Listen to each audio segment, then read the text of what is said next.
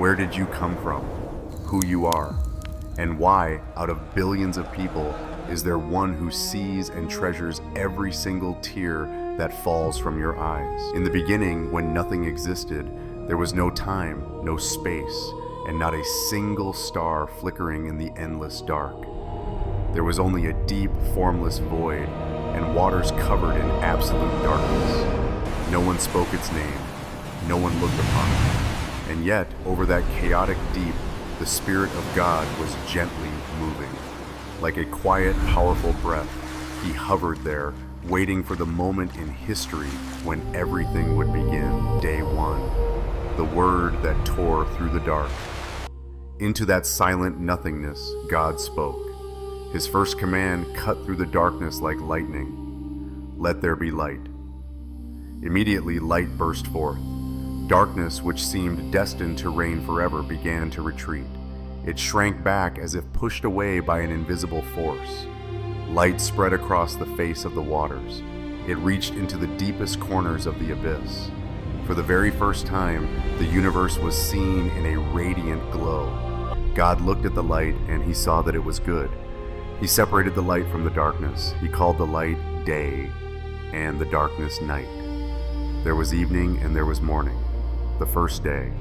From that moment on, every sunrise and every long night in your life began to carry meaning.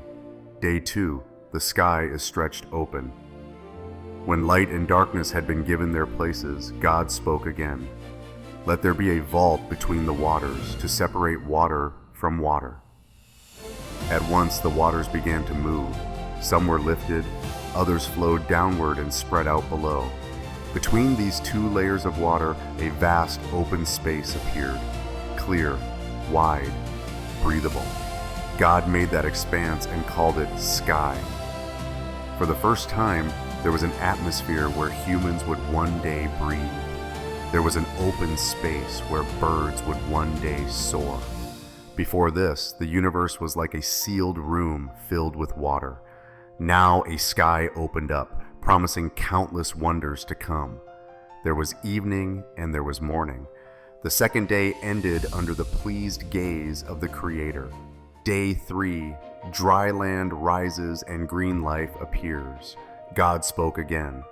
Let the water under the sky be gathered to one place, and let dry ground appear. The great waters began to recede. Massive bodies of water flowed into deep places. From beneath the retreating waters, dry land pushed upward. Continents rose, hills and valleys took shape. God called the dry ground land, and the gathered waters he called seas. He looked at the land and the seas, and he saw that it was good, but he wasn't finished. God continued, let the land produce vegetation, seed-bearing plants and trees on the land that bear fruit with seed in it, according to their kinds. Suddenly, the once barren earth seemed to tremble with new life. Tender green shoots broke through the brown soil. Grass spread like a living carpet. Shrubs, small plants, and towering trees stretched toward the light. Golden fields of grain appeared. Vines heavy with purple grapes swayed in the breeze. Olive trees bent under the weight of rich, oily fruit. Forests cast their cool shade. Fragrance from flowers drifted on the wind. The earth was no longer a cold, empty rock. It became a cradle for life. There was evening and there was morning. The third day, day 4, the lamps hung in the heavens. God looked up at the vast sky he had made and spoke. Let there be lights in the expanse of the sky to separate the day from the night, and let them serve as signs to mark seasons and days and years.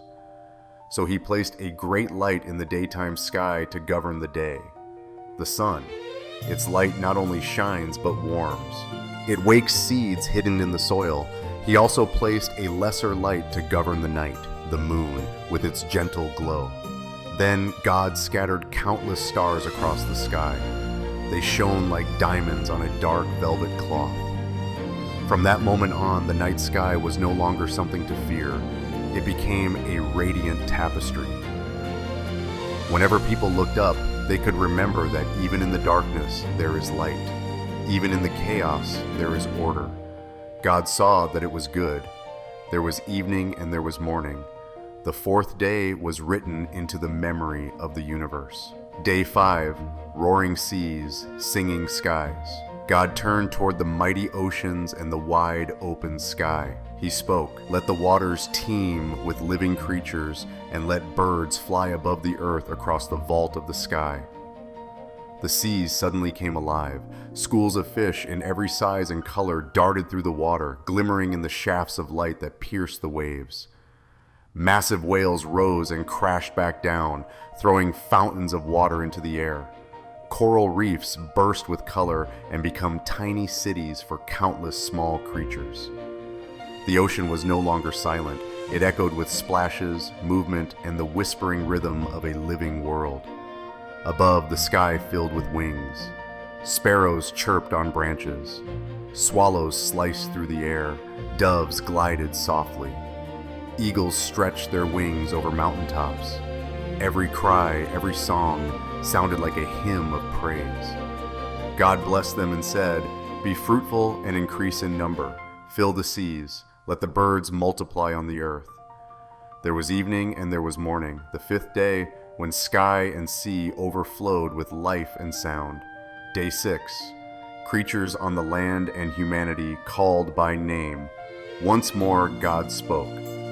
"Let the land produce living creatures according to their kinds, livestock, creatures that move along the ground, and wild animals." Out of the earth, creatures began to rise. Flocks of sheep grazed peacefully along the hillsides. Cattle and goats moved slowly through green pastures. Horses thundered across open fields. Deer stepped lightly through the forest. Lions roared. Tigers and leopards prowled through the shadows. Reptiles slid over the warm ground. Each creature had a distinct shape. Each had a place and a purpose in the balanced picture God was painting. He saw that it was good. But the highest point of his love had not yet appeared.